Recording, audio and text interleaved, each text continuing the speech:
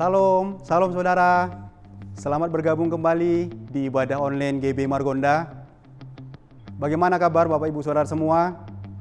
Luar biasa pastinya di dalam Tuhan. Haleluya. Walaupun masih di tengah pandemi, kita belum bisa berkumpul seperti biasa, namun kita tetap percaya bahwa penyertaan Tuhan, perlindungan Tuhan tetap sempurna atas hidup kita. Amin. Sebelum kita mulai ibadah online kita, ada beberapa hal yang akan saya sampaikan. Yang pertama, hari ini kita akan ada perjamuan kudus yang akan dilayani oleh gembala kita Bapak Pendeta Rudi Soendra. Untuk itu, Bapak Ibu bisa mempersiapkan roti dan anggur perjamuan. Jika tidak ada, dapat digantikan dengan roti tawar dengan teh atau air putih. Dan tetap nantikan ibadah online GB Margonda minggu depan, tanggal 13 Desember di channel YouTube GBI Margonda. Selanjutnya, mari kita saksikan pengumuman dari Divisi Anak GBI Margonda.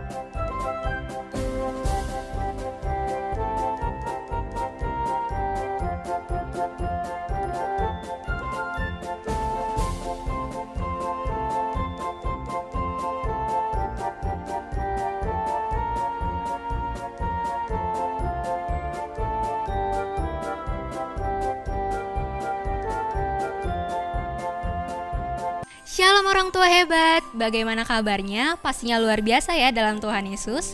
Kami berterima kasih kepada orang tua hebat yang masih setia mendampingi anak-anaknya dalam mengikuti ibadah online. Tak terasa ya, sebentar lagi kita akan menyambut kedatangan Juru Selamat kita ke dalam dunia, yaitu Tuhan Yesus Kristus. Untuk menyambut kedatangannya, Sekolah Minggu GB Margonda akan merayakan ibadah Natal secara online yang akan diadakan pada tanggal 13 Desember 2020 pada pukul 3 sore melalui channel YouTube GBI Margonda Depok. Selain itu, kami akan mengadakan aktivitas tambahan melalui Zoom yang akan diadakan pada tanggal 13 Desember 2020 pada pukul 4 sore. Adapun beberapa hal yang akan saya sampaikan untuk menjadi perhatian orang tua hebat sebelum ibadah dimulai. Yang pertama, orang tua hebat diharapkan untuk memastikan anak-anaknya sudah mandi dan makan sebelum ibadah dimulai. Yang kedua, memastikan anak-anak sudah berpakaian rapi pada saat beribadah. Yang ketiga, berdoa sebelum ibadah dimulai agar anak-anak dapat sungguh-sungguh beribadah dan dapat merasakan hadirat Tuhan. Yang keempat, orang tua hebat diharapkan untuk dapat mendampingi anak-anaknya selama beribadah. Yang kelima, memastikan anak-anak tidak makan dan bermain pada saat beribadah. Ibadah Natal Sekolah Minggu GBI Margonda akan disertai dengan malam kudus. Orang tua hebat diharapkan dapat menyiapkan lilin, namun jika tidak ada, orang tua hebat dapat menggunakan flashlight pada handphone. Demikian yang dapat saya sampaikan. Jika ada pertanyaan, orang tua hebat dapat langsung menghubungi kakak-kakak Sekolah Minggu. Kami tunggu ya kehadirannya di ibadah Natal Sekolah Minggu GBI Margonda. Tuhan Yesus memberkati. Selanjutnya, sehubungan kita akan memasuki tahun yang baru, maka semua pengerja wajib dan jemaat dihimbau untuk ikut doa puasa mulai tanggal 7 Desember sampai dengan 27 Desember. Mari kita mendoakan supaya terjadi keamanan bagi Indonesia dan Pentakosta ketiga terjadi sehingga terjadi penuaian jiwa besar-besaran. Amin. Selanjutnya, GB Margonda membuka layanan doa. Jadi bagi Bapak Ibu yang memiliki masalah pergumulan, sakit penyakit, atau membutuhkan dukungan doa lainnya, caranya Bapak Ibu bisa langsung mengirim pesan WhatsApp ke call center GB Margonda di nomor 0812 8815 1134. Nanti akan ada tim pendoa kami yang akan menghubungi dan mendoakan Bapak Ibu Saudara. Kiranya Tuhan Yesus memberikan jalan yang terbaik bagi Bapak Ibu Saudara. Amin. Selanjutnya bagi Bapak Ibu yang rindu memberikan persembahan, persepuluhan, ucapan syukur, dan janji iman, Bapak Ibu bisa langsung transfer ke rekening Bank BCA atas nama GB Margonda dengan nomor rekening 8691965252, atau Bapak Ibu bisa scan QR yang tertera di layar Bapak Ibu dengan menggunakan aplikasi keuangan digital seperti mobile banking, OPPO, Dana, GoPay, ShopPay, Link Aja, dan lain-lain. Kiranya Tuhan Yesus memberkati Bapak Ibu Saudara berlimpah-limpah. Amin. Selanjutnya bagi Bapak Ibu yang memiliki kesaksian atas perbuatan Tuhan dalam hidup ini, mujizat, kesembuhan, dan yang lainnya, dapat mengirimnya ke call center GB Margonda di nomor 0812 8815 1134. Kesaksian dapat berupa tulisan maupun video singkat yang berdurasi 3-4 menit. Kesaksian berupa tulisan akan di-share dalam grup WhatsApp, dan kesaksian berupa video singkat akan ditampilkan dalam ibadah online GB Margonda. Kami tunggu video Bapak Ibu ya. Demikian beberapa yang bisa saya sampaikan. Mari kita siapkan hati kita untuk beribadah. Kita akan memuji dan menyembah Tuhan serta mendengarkan firman Tuhan. Dan kiranya Tuhan menyertai kita semua. Selamat hari Minggu, selamat beribadah. Tuhan Yesus memberkati. Shalom saudara-saudara. Mari kita mendeklarasikan bersama-sama Pentakosta ketiga, supaya kita bisa mengerti, memahami, dan mengalaminya. Mari kita bersama-sama. Pentakosta ketiga adalah pencurahan Roh Kudus yang dahsyat di zaman now, melebihi yang terjadi di Azusa Street. Pentakosta ketiga akan mengakibatkan penuaian jiwa yang terbesar dan yang terakhir sebelum Tuhan Yesus datang kembali. Pentakosta ketiga akan membangkitkan generasi Yeremia, yaitu anak-anak muda yang dipenuhi Roh Kudus, cinta mati-matian kepada Tuhan Yesus, tidak kompromi terhadap dosa, dan akan bergerak untuk memenangkan jiwa. Pentakosta ketiga lahir di Indonesia yang bergerak ke bangsa-bangsa. Gerakan ini dari timur ke barat dan akan kembali ke Yerusalem. Pentakosta ketiga akan memberikan kuasa untuk menyelesaikan amanat agung Tuhan Yesus, dan setelah itu Tuhan Yesus datang kembali. Puji nama Tuhan, Shalom Bapak Ibu Saudara yang dikasihi oleh Tuhan. Kembali berjumpa dalam ibadah online di bulan Desember ini saudara. Bulan Desember bulan yang penuh sukacita. Karena begitu besar kasih Allah akan dunia ini, sehingga Ia telah mengaruniakan anaknya yang tunggal, supaya setiap orang yang percaya kepadanya tidak binasa melainkan beroleh hidup yang kekal. Dimanapun Bapak Ibu berada saat ini, mari persembahkan yang terbaik bagi Tuhan saudara. Mari angkat sembahmu di hadapan Tuhan saat ini. Oh ya angkat penyembahanmu di hadapan Tuhan pagi hari ini saudara. Oh ya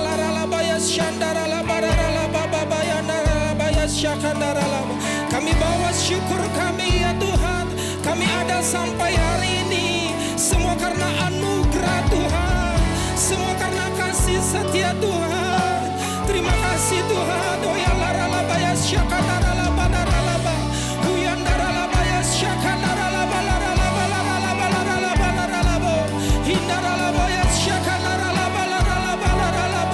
Engkau baik ya Tuhan.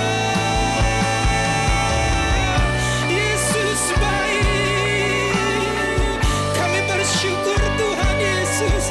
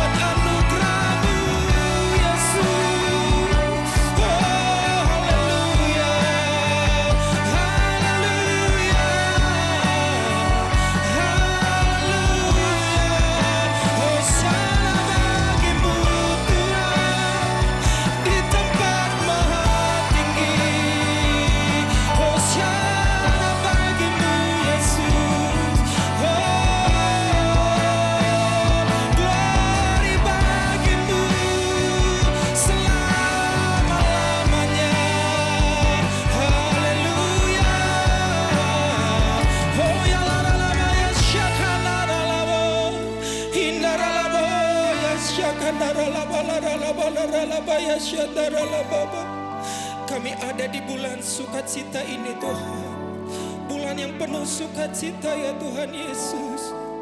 Engkau sungguh baik atas hidup kami. Tidak ada yang seperti Engkau ya Allah yang hidup. Oh ya Allah, makasih Tuhan.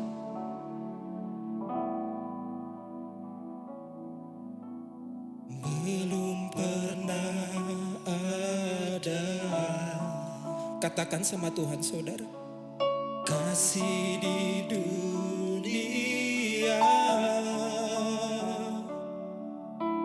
sanggup menerima diriku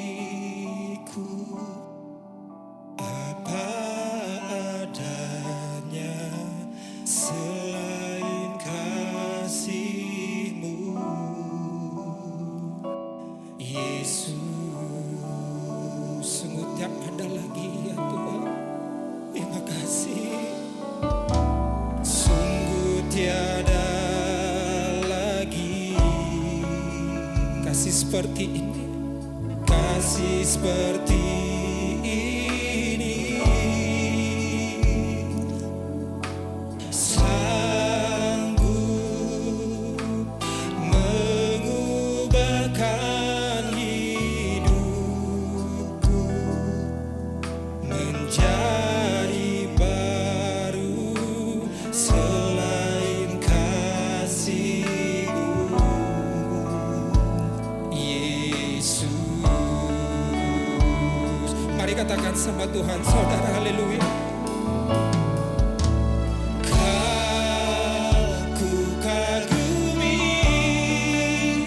dalam hati, kasih-Mu tiada duanya. Sampai kini ku akui kasih-Mu tiada duanya. Ku kagumi dalam hati, kasih-Mu tiada duanya. Sampai kini ku akui kasih-Mu tiada duanya. Mari katakan pujian ini kepada Tuhan saudara, haleluya. Belum pernah ada, amin, kasih di dunia sanggup menerima diriku apa adanya selain kasih-Mu Yesus. Sungguh tiada lagi, amin Tuhan. Sungguh tiada lagi kasih seperti ini. Ingat kasih Tuhan, sanggup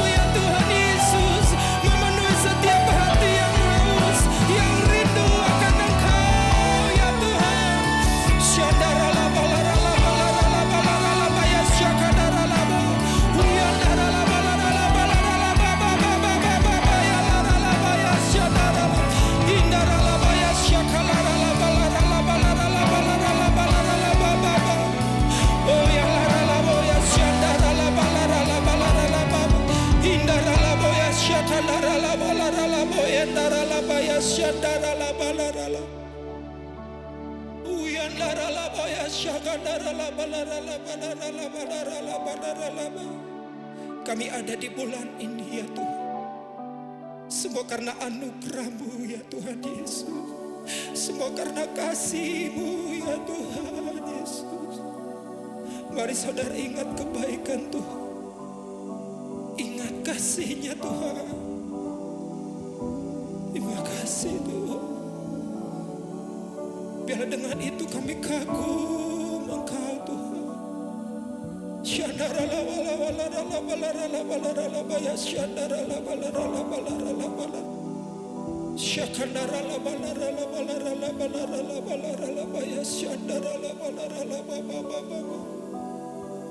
Ku mau selalu bersyukur, selalu bersyukur.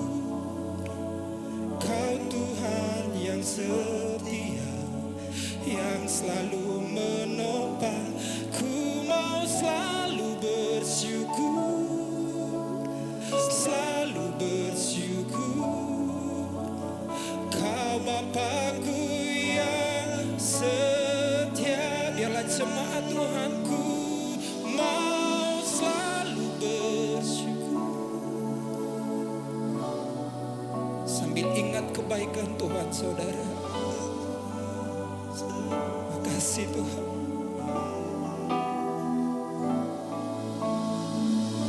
Makasih Tuhan Yesus.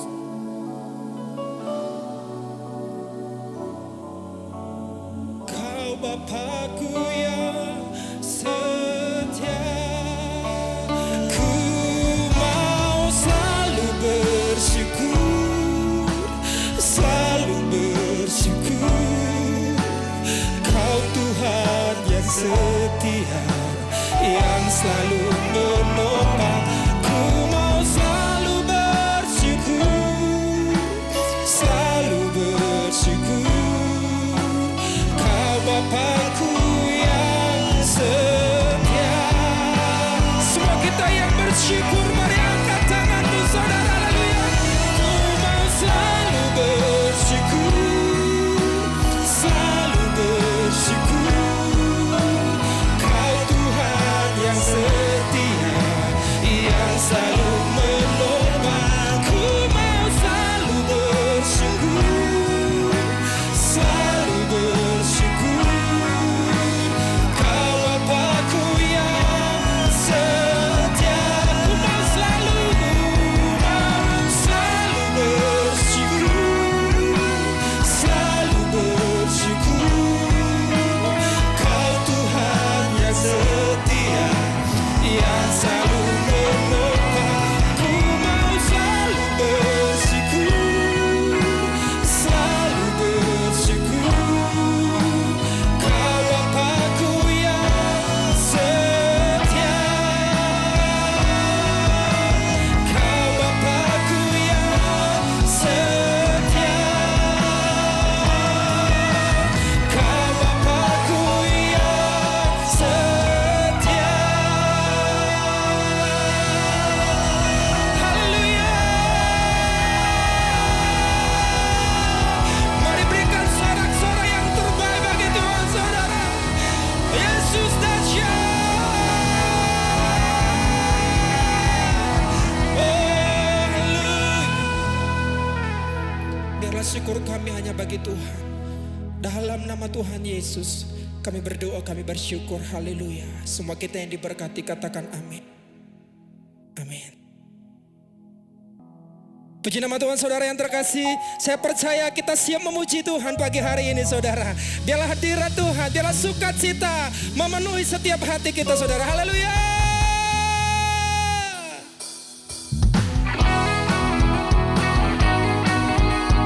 Bapak Ibu yang ada di rumah-rumah boleh bertepuk tangan saudara buat Tuhan Yesus.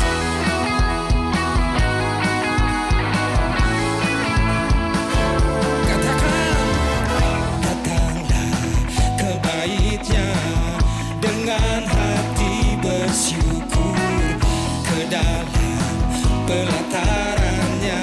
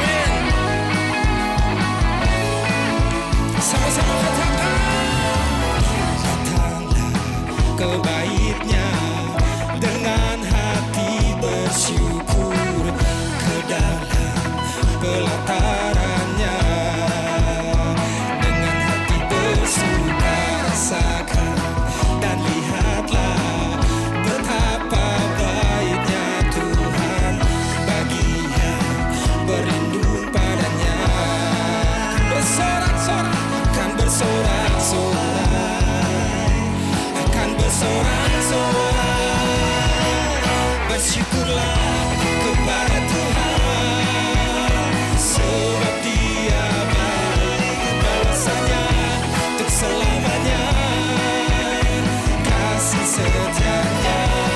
Bersyukurlah kepada Tuhan, sebab Yesus baik, sebab Dia baik, balasannya untuk selamanya, kasih setia. Bersyukur, haleluya. Bersyukurlah kepada Tuhan, sebab Dia baik, balasannya untuk selamanya, kasih setianya. Bersyukurlah kepada Tuhan, amin, sebab Dia baik, balasannya untuk selamanya, kasih setianya. Dengan sukacitaku kan menari, dengan sorak-sorai memuji, ku naikkan pujian, haleluya, nyanyi bagi Dia Sang Raja, nyanyi bagi Dia Sang Raja. Dengan sukacita ku kan menari, dengan sorak-sorai memuji, ku naikkan pujian, haleluya, Raja, nyanyi bagi Dia Sang Raja. Dengan sukacita ku kan menari, dengan sorak-sorai memuji, ku naikkan pujian, nyanyi bagi Dia Sang Raja, nyanyi bagi Dia Sang. Sekali lagi, dengan sukacita ku kan menari, dengan sorak-sorai memuji, ku naikkan pujian, haleluya, nyanyi bagi Dia Sang Raja, nyanyi bagi Dia Sang Raja. Bersyukurlah kepada Tuhan, sebab Dia baik, balasannya untuk selamanya, kasih setianya. Bersyukurlah kepada Tuhan, sebab Dia baik, balasannya untuk selamanya, kasih setianya. Mari semua katakan, bersyukurlah kepada Tuhan, sebab Dia baik, balasannya untuk selamanya, kasih setianya. Bersyukurlah kepada Tuhan, sebab Yesus baik, balasannya untuk selamanya, kasih setia. Balasannya untuk selamanya, kasih setianya. Balasannya untuk selamanya, kasih setianya. Haleluya.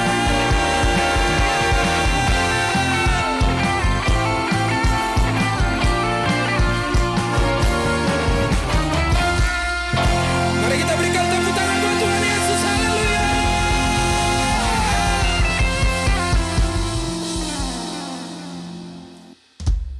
Happy Sunday semua. Tema Voice of Pentecost hari ini adalah, apakah orang Kristen pasti berbuah? Sebagai orang percaya, hidup kita harus senantiasa berbuah, agar supaya memberikan kesaksian untuk orang lain dan sebagai bukti dari hasil kerja Roh Kudus. Jadi apa itu sebenarnya buah roh?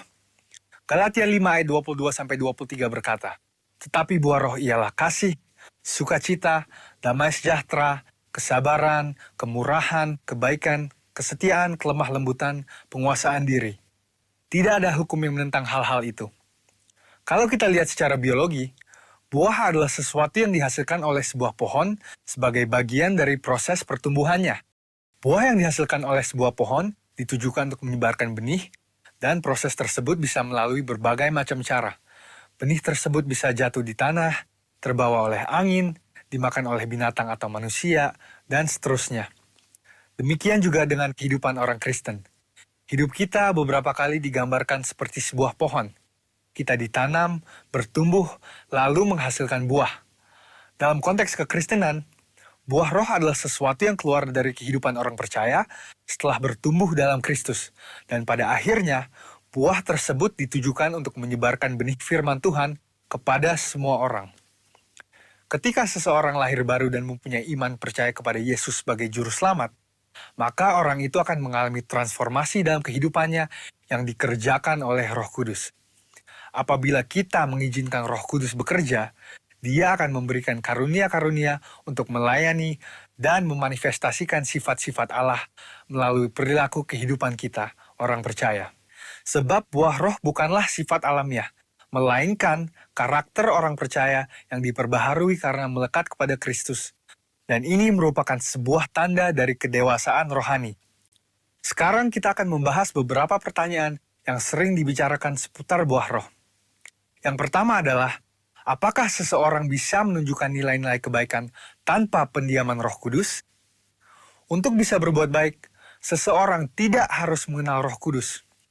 Banyak orang dunia berbuat kebaikan yang bahkan kadang terlihat seakan-akan lebih baik dari orang percaya. Hal ini karena semua orang dimanapun mereka berada dan dari budaya atau keluarga apapun bisa menerima dan menyetujui prinsip-prinsip buah roh. Namun ada perbedaan yang mendasari prinsip-prinsip dari buah roh tersebut antara orang percaya dan orang dunia. Bagi orang percaya, prinsip-prinsip buah roh dilakukan untuk memuliakan Tuhan. Semua ditujukan untuk menyenangkan Dia dan firman Tuhanlah yang menjadi standar untuk prinsip tersebut. Tetapi untuk orang dunia, yang hidupnya dikuasai oleh kedagingan dan tidak didiami serta dituntun oleh Roh Kudus, prinsip perbuatan baiknya didasari oleh pemahaman orang itu sendiri dengan motif yang berbeda-beda. Pertanyaan yang kedua adalah, apakah orang yang kelihatan berbahasa roh pasti menunjukkan buah roh dalam kehidupannya? Seseorang bisa saja berdoa dalam bahasa roh, tetapi masih hidup dalam kedagingan serta tidak menunjukkan tanda-tanda buah roh. Sebab dibutuhkan upaya oleh orang percaya supaya Roh Kudus senantiasa bekerja penuh, memimpin, dan membentuk karakter Kristus di dalam diri kita masing-masing. Sekali lagi, hal ini sama seperti sebuah pohon. Agar menghasilkan buah, maka pohon tersebut harus dirawat dan diberikan nutrisi supaya bisa bertumbuh dan menghasilkan buah. Seperti yang tertulis dalam Mazmur 1 ayat 1-3. Jadi, berbahasa roh tidak menjamin bahwa buah roh ada di dalam kehidupan seseorang. Bagaimana caranya supaya bisa menghasilkan buah roh? Kita harus melakukan disiplin rohani seperti bersaat teduh, berdoa, berbahasa roh, merenungkan firman Tuhan, bersekutu dalam kul, ikut pelayanan, membantu orang percaya untuk dapat hidup dalam pimpinan Roh Kudus, dan memberikan pelajaran praktis, sehingga mereka pun dapat menghasilkan buah roh dalam kehidupan mereka. Pertanyaan yang ketiga adalah, apa dampak buah roh dalam kehidupan orang percaya? Sama seperti buah yang berasal dari pohon tidak dimakan dan dinikmati oleh pohonnya sendiri, demikian juga halnya dengan buah roh. Buah roh yang dihasilkan oleh orang percaya ditujukan untuk membuat dampak kepada orang lain di sekitarnya. Rasul Paulus mengatakan bahwa orang yang menghasilkan buah adalah orang yang hidup sebagai anak-anak terang. Orang percaya yang menghasilkan buah roh pasti akan berdampak kepada orang lain di sekitarnya.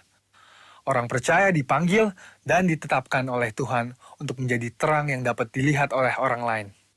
Jadi, tujuan akhir dari buah roh adalah supaya lebih banyak orang datang mengenal Tuhan Yesus akibat kesaksian hidup kita. Mari kita mengambil keputusan untuk terus menjaga dan merawat kehidupan rohani kita, supaya nanti pada waktunya, hidup kita juga menghasilkan buah untuk kemuliaan Tuhan. Saudara, untuk penjelasan lebih lengkapnya dari tim teologi kami, jangan lupa buka link yang ada di atas atau scan barcode yang tersedia. Selamat hari Minggu, Tuhan Yesus memberkati.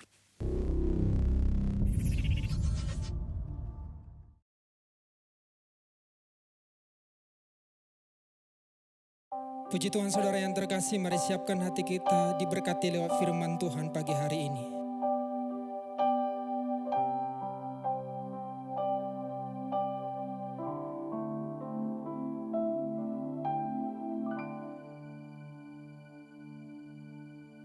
Kau Tuhan jadi andalanku,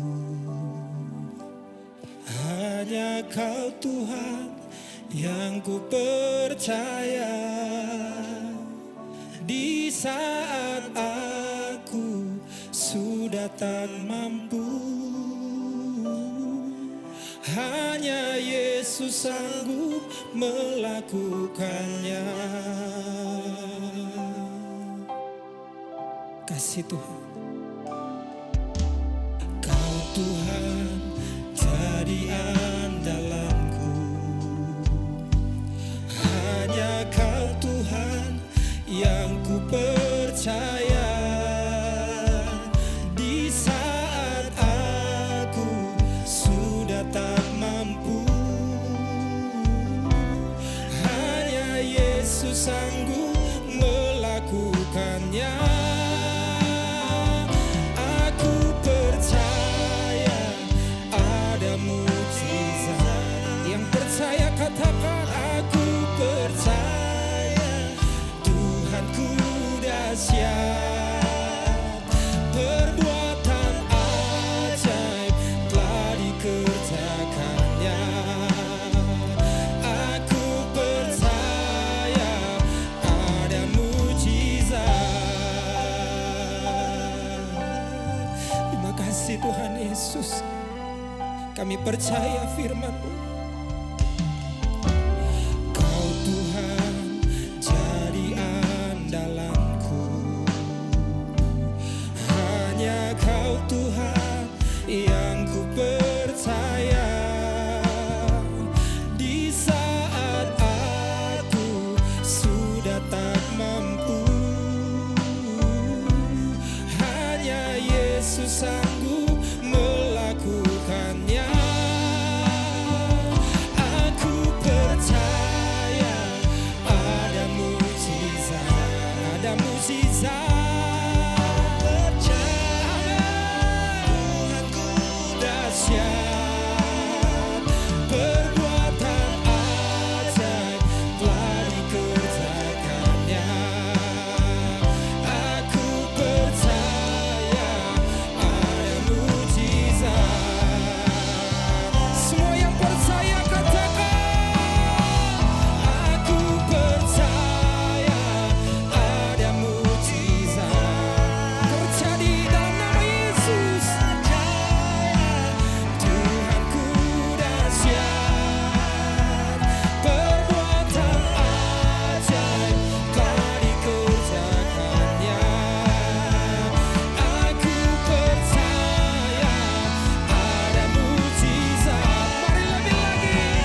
Aku percaya ada mujizat.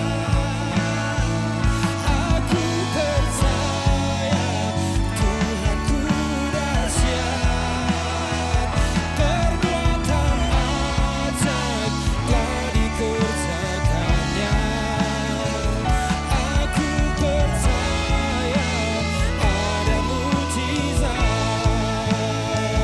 Aku percaya ada mujizat. Aku percaya ada mujizat.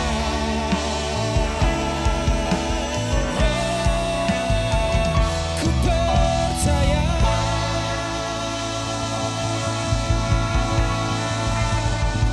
Haleluya. Shalom. Saya berdoa buat saudara semua dalam keadaan baik-baik dalam pelindungan Tuhan yang sempurna. Kita sudah memasuki bulan Desember, bulan terakhir daripada tahun 2020. Karena itu tema kita adalah new level atau tingkatan yang baru. Karena saya rindukan supaya semua jemaat GB Margonda memasuki satu tingkat yang baru untuk mempersiapkan diri kita untuk memasuki tahun 2021. Dengan demikian kita akan menerima sesuatu yang lebih baik daripada tahun ini. Nah, hari ini saya akan berbicara tentang falling in love to Jesus. Jadi kita harus naik tingkat dalam hubungan kita dengan Tuhan. Kita harus semakin jatuh cinta kepada Tuhan Yesus. Nah, mari kita pelajari tentang falling in love to Jesus.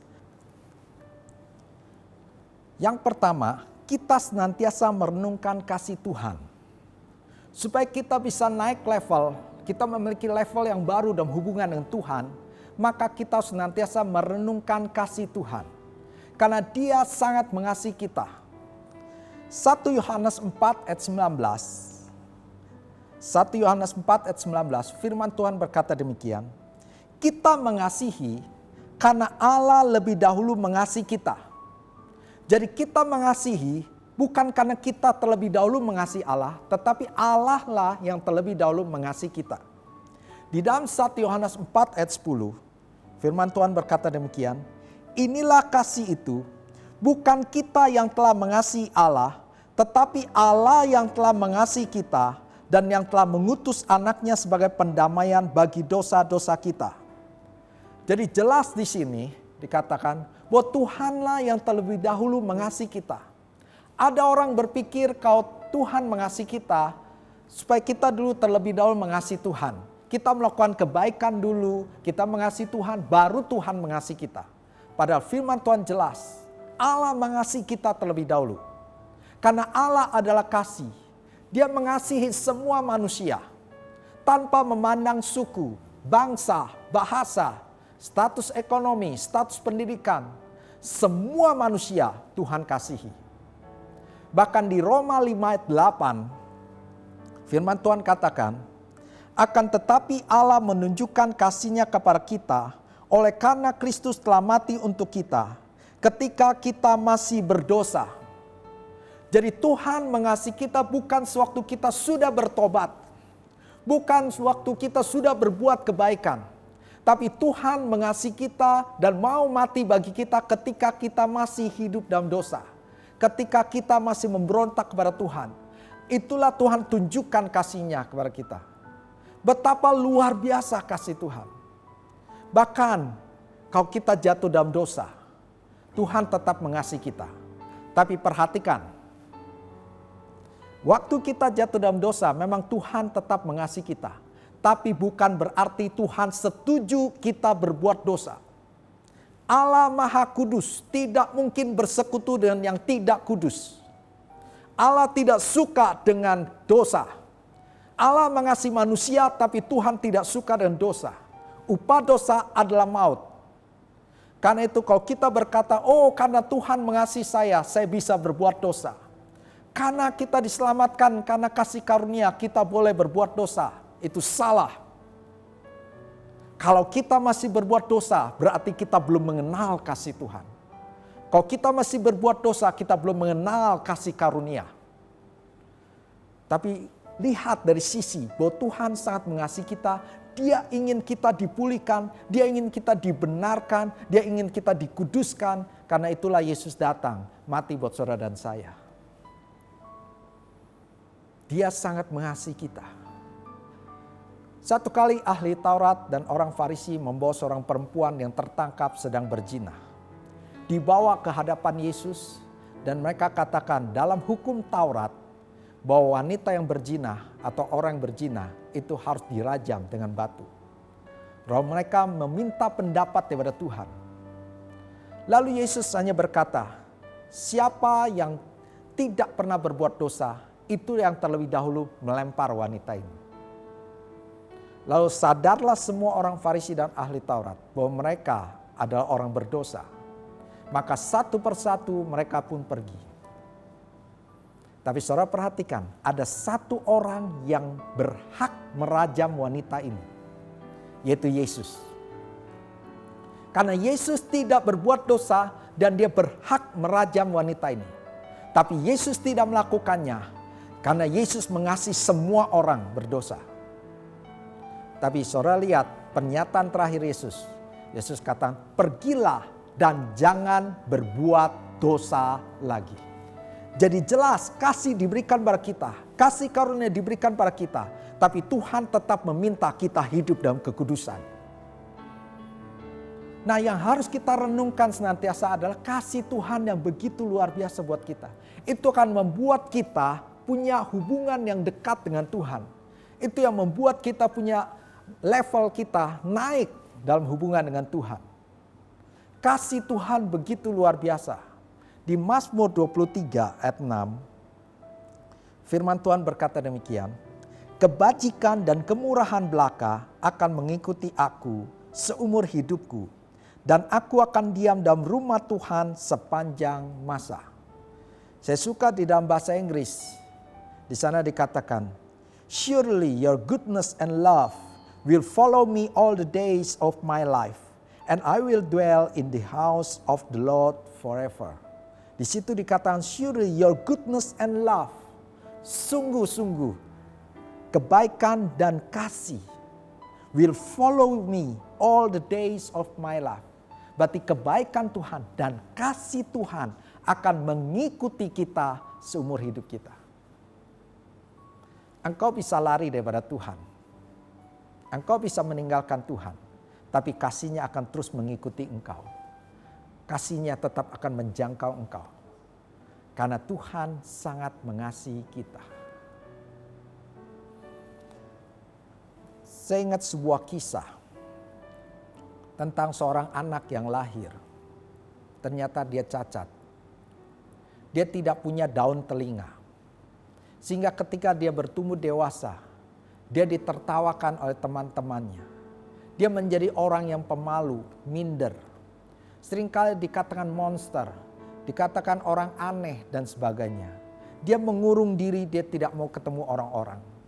Karena dia malu, dia tidak punya daun telinga. Tapi ketika dia terus bertumbuh semakin dewasa, satu kali orang tuanya katakan padanya, "Nah, ada berita baik. Ada seseorang yang akan mendonorkan daun telinganya kepadamu. Tapi orang ini tidak mau diketahui siapa namanya." Akhirnya anak ini melakukan operasi. Dia menerima donor daripada daun telinga. Sehingga ketika selesai operasi, dia menjadi manusia yang baru. Dia punya kepercayaan diri yang baru. Dia begitu bahagia karena dia tidak aneh lagi di hadapan orang lain. Dia menjalani kehidupannya dengan baik. Tapi dia senantiasa berpikir, siapakah yang memberikan daun telinganya buat dia? Tapi orang tuanya tidak pernah menjawab. Hanya berkata, nanti pada waktunya engkau akan tahu. Satu kali ibu daripada pemuda ini pun meninggal. Mamanya meninggal, lalu bapaknya mulai berkata kepada anaknya, "Nak, hari ini papa akan kasih tahu kepadamu siapa yang mendonor daun telingamu." Maka dibawalah anak ini ke jenazah ibunya. Disingkapkan rambutnya yang panjang. Ternyata ibu ini tidak punya daun telinga. Baru disadarilah oleh anak itu bahwa selama ini yang memberi donor daun telinga itu adalah mamanya sendiri. Mamanya berkorban memberikan daun telinganya kepada anaknya supaya anaknya punya kehidupan. Maka anaknya menangis, dia katakan, "Mama, aku sayang engkau. Mama, aku mencintai engkau. Terima kasih buat pengorbananmu yang membuat saya punya kehidupan yang baru." Saudara, itu kasih seorang ibu. Tapi ada kasih yang lebih besar lagi, yaitu kasih Tuhan Yesus.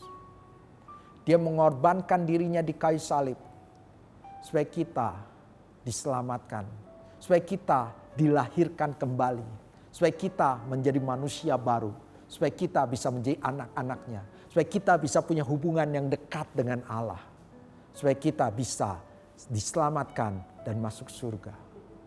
Inilah yang perlu kita renungkan senantiasa. Betapa besar kasih Tuhan dalam hidup kita.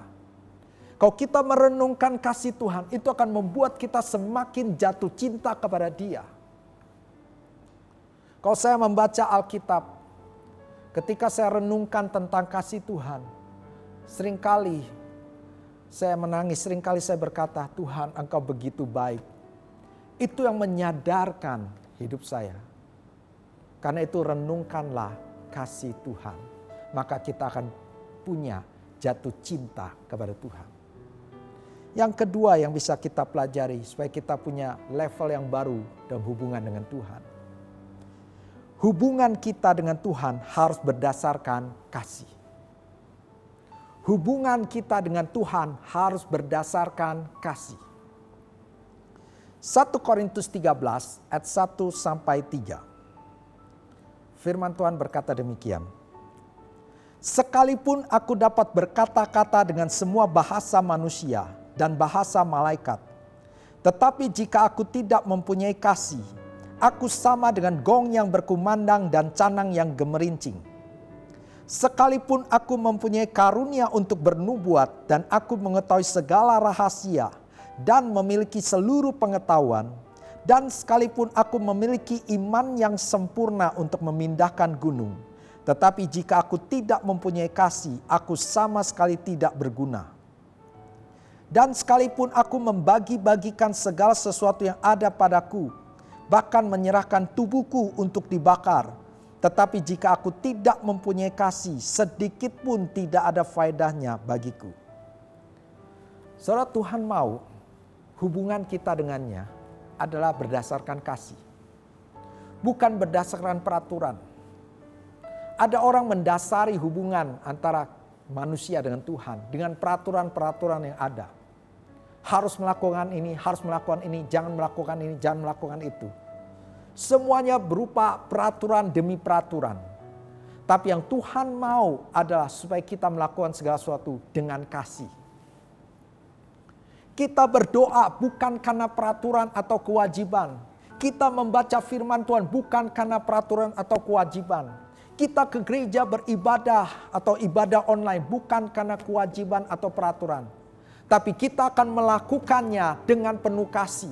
Kalau kita mengasihi Tuhan, tentu pasti kita berdoa. Kalau kita mencintai Tuhan, pasti kita baca firman Tuhan. Kalau kita jatuh cinta sama Tuhan, pasti kita akan ibadah. Mau ibadah online atau offline, kita akan tetap ibadah. Karena jatuh cinta kepada Tuhan. Karena itu segala sesuatu harus berdasarkan kasih. Hubungan kita dengan Tuhan jangan karena hubungan peraturan, tapi karena kasih. Di dalam ayat yang kita baca tadi, saudara perhatikan satu persatu. 1 Korintus 13 ayat 1-3. Di sana dikatakan, sekalipun aku dapat berkata-kata dengan semua bahasa manusia dan bahasa malaikat, tetapi jika aku tidak mempunyai kasih, aku sama dengan gong yang berkumandang dan canang yang gemerincing. Kita boleh punya bahasa, menguasai banyak bahasa di dunia, bahkan kita tahu bahasa malaikat.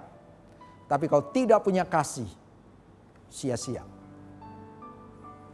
Ayat 2 dikatakan, sekalipun aku mempunyai karunia untuk bernubuat dan aku mengetahui segala rahasia dan memiliki seluruh pengetahuan, dan sekalipun aku memiliki iman yang sempurna untuk memindahkan gunung, tetapi jika aku tidak mempunyai kasih, aku sama sekali tidak berguna. Dalam 1 Korintus 14, Paulus katakan karunia yang paling penting adalah karunia bernubuat. Kejarlah karunia bernubuat. Tapi saudara perhatikan di situ, walaupun kita punya karunia bernubuat, kita bisa mengetahui segala rahasia, mengetahui semua pengetahuan di dunia. Bahkan kita punya iman yang sempurna yang bisa memindahkan gunung. Iman yang luar biasa. Tapi kau tidak punya kasih, tidak ada gunanya. Di ayat ketiga dikatakan, dan sekalipun aku membagi-bagikan segala sesuatu yang ada padaku, bahkan menyerahkan tubuhku untuk dibakar, tetapi jika aku tidak mempunyai kasih, sedikit pun tidak ada faedahnya bagiku. Kita bisa berkorban, kita bisa mungkin menolong orang miskin, kita berkorban, memberikan hidup kita.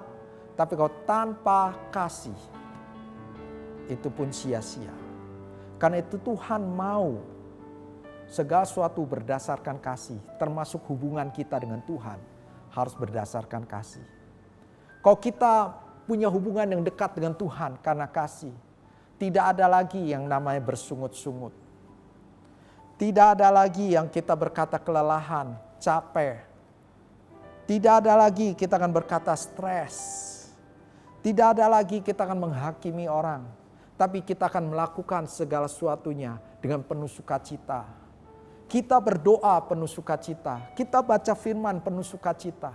Kita hidup dalam kebenaran dengan penuh sukacita. Karena kita tidak menjadi orang munafik. Tidak berusaha menunjukkan kepada orang lain bahwa kita orang baik. Tapi kita sungguh-sungguh mengasihi Tuhan. Saya mau bilang pada saudara semua, kalau kita benar-benar jatuh cinta sama Tuhan, kita tidak mau berbuat dosa. Kita akan sangat menjaga hal itu. Karena kita tidak mau melukai hati Tuhan. Bahkan berita tentang kedatangan Yesus yang kedua kali itu ada berita yang bahagia. Kenapa? Karena di saat itulah kita bisa berjumpa dengan Tuhan. Kita menanti-nantikan ketika Tuhan datang kedua kali. Menjemput kita di awan-awan. Kita karena penuh kasih, kita rindukan Tuhan. Kita ingin itu terjadi. Jadi berita kedatangan Tuhan bukan membuat kita takut terhadap antikris. Tapi justru membuat kita menanti-nantikan karena bertemu pribadi yang sangat kita kasihi, yang sangat kita cintai. Marilah kita dasari hubungan kita dengan Tuhan berdasarkan kasih. Saya akan akhiri dengan sebuah kisah. Pada abad ke-15, ada sebuah keluarga yang tinggal di Nuremberg. Keluarga ini punya anak 18 orang. Karena itu sang bapak bekerja keras untuk memenuhi kebutuhan anak-anaknya dan kebutuhan keluarga. Anak pertama dan anak kedua punya kerinduan untuk di bidang seni. Mereka ingin menjadi seorang seniman. Karena itu mereka punya cita-cita untuk sekolah seni. Tapi mereka menyadari bahwa mereka tidak punya uang. Anak pertama bernama Albrecht Dürer. Sedangkan anak yang kedua bernama Albert. Albrecht dan Albert. Akhirnya Albrecht dan Albert mulai berdiskusi. Bagaimana kalau kita buang undi? Salah satu kita yang menang, maka itu yang sekolah seni. Tapi yang kalah itu akan bekerja di pertambangan supaya menghasilkan uang bisa memenuhi kebutuhan biaya sekolah. Dan mereka setuju dan mereka mulai ambil undian lewat uang koin. Ternyata yang menang adalah Albrecht, sang kakak tertuanya. Jadi akhirnya Albrecht Dürer mulai pergi sekolah ke kota. Dia masuk ke sekolah seni. Sedangkan adiknya Albert, dia bekerja di pertambangan. Selama 4 tahun, Albrecht begitu bekerja keras untuk belajar supaya dia bisa lulus dengan nilai yang baik. Sedangkan adiknya Albert bekerja keras supaya bisa menghasilkan uang memenuhi kebutuhan kakaknya. Selang 4 tahun selesai, maka Albrecht pun pulang dengan kesuksesan. Dia menghasilkan karya-karya yang begitu luar biasa. Dia punya nilai yang sangat baik. Dan dia pulang ke rumah dengan penuh sukacita. Dan dia katakan pada adiknya, Albert, ini waktunya kamu yang pergi sekolah. Semua biaya aku akan tanggung. Semua biaya kehidupanmu di kota itu semua aku akan tanggung. Terima kasih engkau telah bekerja 4 tahun supaya aku bisa lulus. Sekarang waktunya aku akan balas budi. Tapi Albert menangis. Albert katakan gini, maafkan kakakku. Aku telah menguburkan impianku. Karena aku telah bekerja keras di pertambangan. Maka tanganku semuanya jadi kaku. Tanganku begitu kasar dan ada bagian-bagian yang sakit sekali. Aku tidak bisa lagi untuk membuat hasil karya dalam bidang seni. Maka aku tidak bisa sekolah. Maka hancurlah hati daripada Albrecht. Dia melihat betapa pengorbanan adiknya begitu luar biasa sehingga dia bisa lulus. Bahkan dia menjadi seniman. Sedangkan adiknya gagal menjadi seorang seniman. Karena berkorban buat kakaknya. Akhirnya sebagai rasa tanda terima kasih, Albrecht pun membuat satu hasil karya, sebuah lukisan tentang tangan yang berdoa. Kok Anda pernah lihat tangan yang berdoa? Itu adalah hasil karya Albrecht Dürer. Dan itu didedikasikan untuk adiknya Albert Dürer. Karena dia telah bekerja keras dengan tangannya supaya Albrecht bisa jadi seniman. Saudara, itulah yang dilakukan oleh Albert dan Albert. Albert bekerja keras demi kakaknya. Hanya Albert pun memberikan satu dedikasi dengan sebuah lukisan.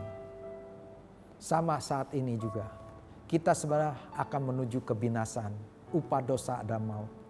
Tapi karena Yesus mengasihi kita, karena Tuhan sangat mengasihi kita, Dia menerima kita apa adanya, maka Dia mau mati di kayu salib buat saudara dan saya. Lewat itulah kita punya kehidupan yang baru.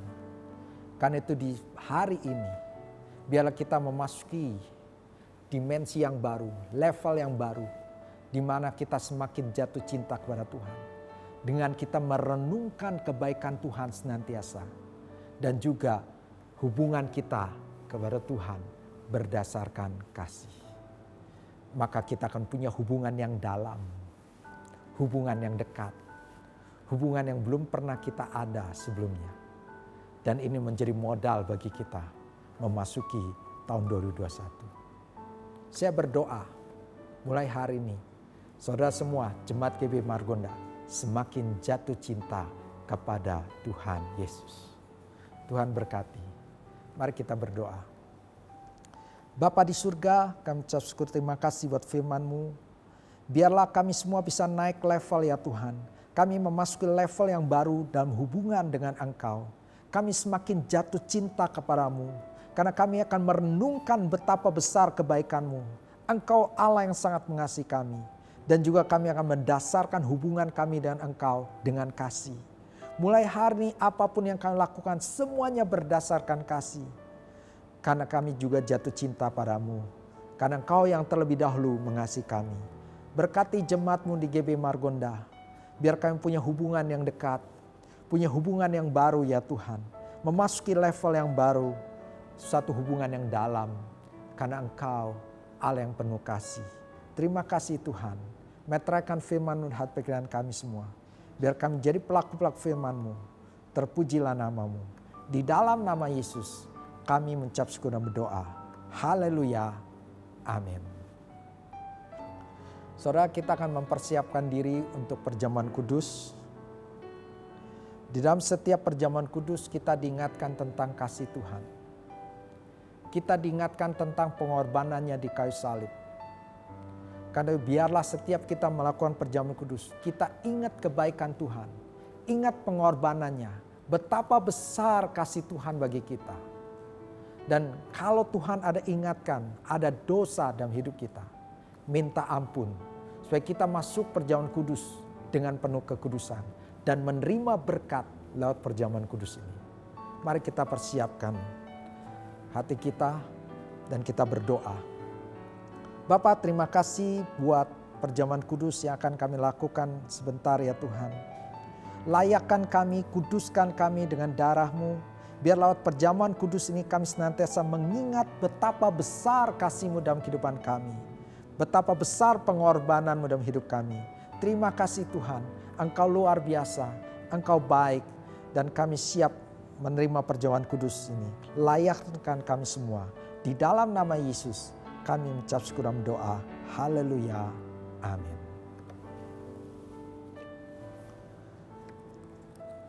Mari kita ambil roti kita. Dan kita angkat setinggi-tingginya. Dan kita akan dengarkan firman Tuhan. Sebab apa yang telah kuteruskan kepadamu telah aku terima dari Tuhan. Yaitu bahwa Tuhan Yesus pada malam waktu ia diserahkan. Mengambil roti dan sesudah itu ia mengucap syukur atasnya. Ia memecah-mecahkannya dan berkata, inilah tubuhku yang diserahkan bagi kamu. Perbuatlah ini menjadi peringatan akan aku. Saudara-saudaraku, bukankah roti yang kita pecah-pecahkan ada persekutuan dengan tubuh Kristus? Amin. Mari kita makan dalam nama Yesus.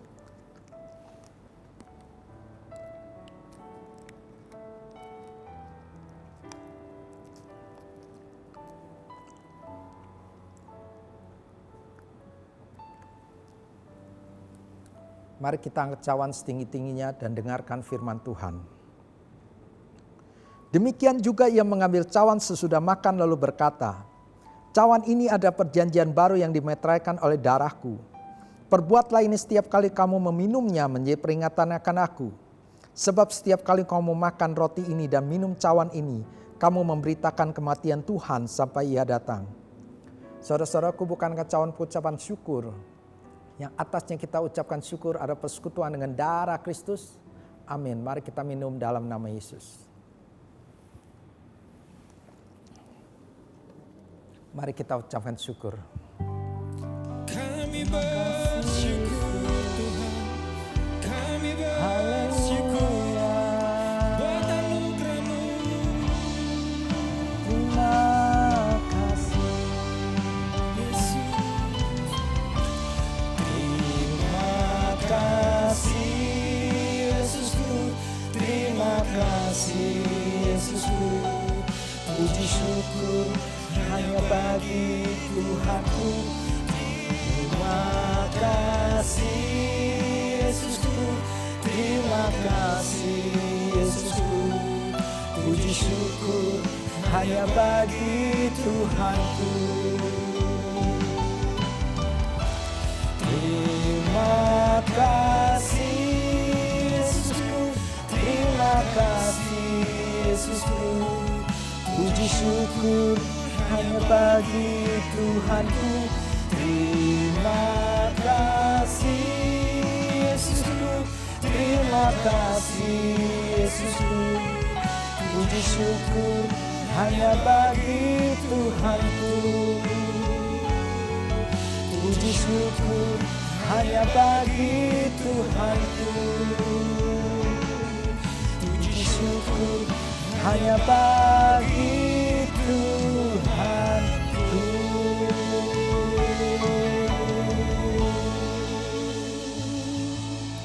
Terima kasih Tuhan buat perjamuan kudus pada hari ini. Kami percaya kami telah menunggu dengan tubuh dan darah-Mu, sehingga yang lemah sudah dikuatkan, yang sakit sudah disembuhkan, yang punya masalah telah diberikan jalan keluar. Dan kami nyatakan tahun 2020 ada tahun dimensi yang baru. Semua anak-anak-Mu ya Tuhan mengalami dimensi yang baru. Kami akan naik bukannya turun, jadi kepala bukan ekor, dan kami dipenuhi dengan kemuliaan Tuhan. Terima kasih Tuhan, terpujilah nama-Mu. Mari kita mengangkat tangan. Bapa, hamba memberkati semua jemaat-Mu yang mengembalikan persepuluhan, yang memberikan persembahan, yang memberikan segala janji iman. Kau berkati mereka berlimpah-limpah sesuai dengan janji firman-Mu. Kau buka tingkap langit mencurahkan berkat yang berkelimpahan. Dan kami juga nyatakan setiap belalang pelahap dalam kehidupan mereka enya di dalam nama Yesus. Dan hamba berdoa buat semua jemaat-Mu di GB Margonda. Kami memasuki bulan Desember dan kami nyatakan bulan Desember lebih baik daripada bulan November. Diberkati yang bekerja, diberkati yang usaha, diberkati yang sekolah, diberkati yang kuliah, diberkati profesi apapun juga. Semua jemaat-Mu ya Tuhan mengalami janji-janji Tuhan, mengalami perlindungan Tuhan, semuanya sehat, tidak ada yang terkena penyakit, ada perlindungan Tuhan yang sempurna di dalam nama Yesus. Dan apa saja yang mereka kerjakan semua berhasil dan beruntung. Terpujilah nama-Mu di dalam nama Yesus. Kami bersyukur punya Tuhan yang hidup. Terima kasih Tuhan, dalam nama Yesus kami mengucap syukur dan berdoa. Haleluya. Mari kita angkat tangan terima berkat Tuhan. Berkat yang berlimpah-limpah sukacita dan sejahtera, kesehatan, kekuatan dari Allah Bapa di dalam kasih sayang Yesus Kristus, serta persekutuan, penghiburan, pertolongan dari Roh Kudus menyertai saudara semua mulai hari ini sampai kedatangan Tuhan kedua kalinya, menjemput kita di awan permai bahkan sampai selama-lamanya. Mari percaya kita katakan amin. Selamat hari Minggu, Tuhan memberkati.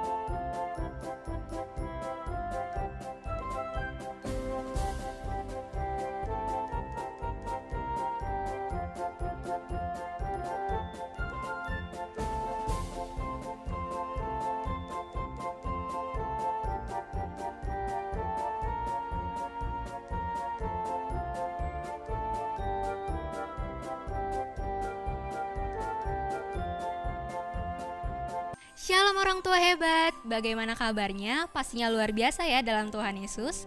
Kami berterima kasih kepada orang tua hebat yang masih setia mendampingi anak-anaknya dalam mengikuti ibadah online.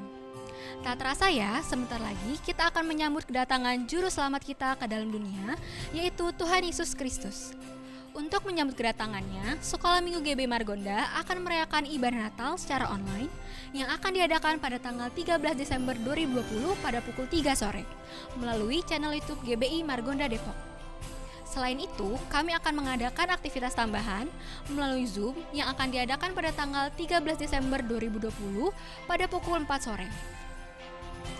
Adapun beberapa hal yang akan saya sampaikan untuk menjadi perhatian orang tua hebat sebelum ibadah dimulai. Yang pertama, orang tua hebat diharapkan untuk memastikan anak-anaknya sudah mandi dan makan sebelum ibadah dimulai. Yang kedua, memastikan anak-anak sudah berpakaian rapi pada saat beribadah. Yang ketiga, berdoa sebelum ibadah dimulai agar anak-anak dapat sungguh-sungguh beribadah dan dapat merasakan hadirat Tuhan. Yang keempat, orang tua hebat diharapkan untuk dapat mendampingi anak-anaknya selama beribadah. Yang kelima, memastikan anak-anak tidak makan dan bermain pada saat beribadah. Ibadah Natal Sekolah Minggu GBI Margonda akan disertai dengan malam kudus. Orang tua hebat diharapkan dapat menyiapkan lilin, namun jika tidak ada, orang tua hebat dapat menggunakan flashlight pada handphone. Demikian yang dapat saya sampaikan. Jika ada pertanyaan, orang tua hebat dapat langsung menghubungi kakak-kakak Sekolah Minggu. Kami tunggu ya kehadirannya di ibadah Natal Sekolah Minggu GBI Margonda. Tuhan Yesus memberkati.